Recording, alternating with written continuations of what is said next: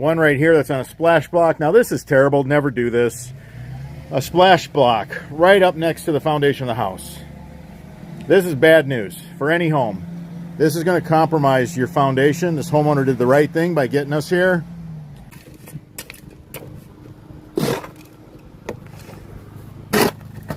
There was a lot of moisture when these downspouts were allowed to just drop water right by the foundation of the house. You can see that the brick was shaling. So brick veneer, it's not meant to have dirt up on it, and it doesn't like moisture. It absorbs moisture and then the brick pops. It's really important that you run downspouts. We stress that on this channel. Get the water far away. Take it to wherever the grade breaks, however far that might be.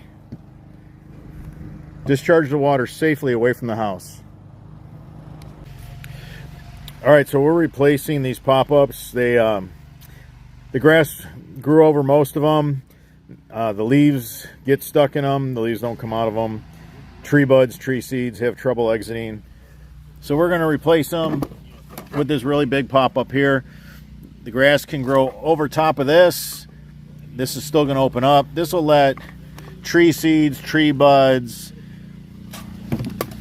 You can see this is no good. This is clogged. So ours will pass all that. We are going to put leaf filters as well to help out.